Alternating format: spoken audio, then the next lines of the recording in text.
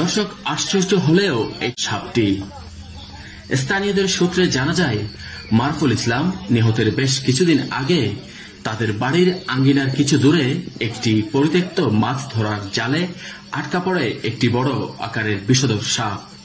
আর এই সাপটি বড় বড় শব্দে নিঃশ্বাস নিলে আশেপাশের এলাকার লোকজন সাপটিকে দেখতে পায়।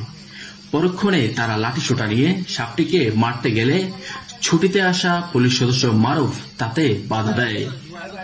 পরবর্তীতে সে জাল থেকে সাপটিকে কৌশলে উদ্ধার করে জঙ্গলে। স্থানীয়দের ধারণা, সাপটিকে মৃত্যুর হাত থেকে বাঁচানোই হয়তো মারুফের মৃত্যুর পরে তার খাটিয়ার পাশে এভাবেই সারা রাত পাহারার মতো গাছের ঢালে বসে আনমনে খাটিয়ার দিকে আনমনে চেয়ে থাকে সাপটি। ভোরের আলো ফোটার আগ পর্যন্ত এভাবে তাকিয়ে থাকতে দেখে স্থানীয় প্রত্যক্ষদর্শীরা।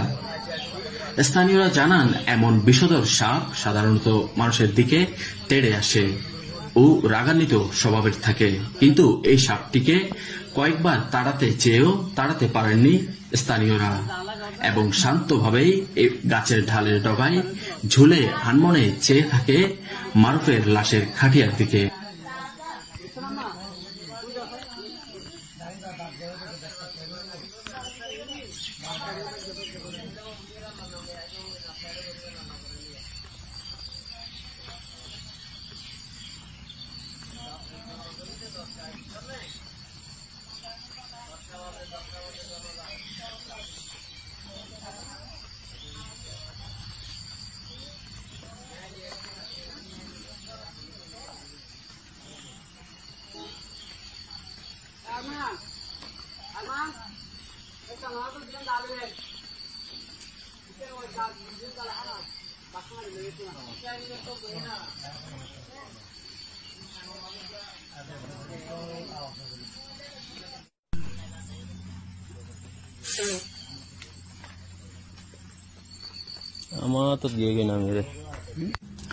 মারুফের পরিবারের লোকজনের কাছে জানা যায়, একই দিন বিকেলে বাড়ির পাশের ঝোপ থেকে বের হয়ে সাপটি বাড়ির আঙ্গিনার মাঝখান দিয়ে সোজা যেখানে মারুফের লাশে গোসল করানো হয়েছিল সেখানে গর্তে সাপটি ঢুকে পড়ে।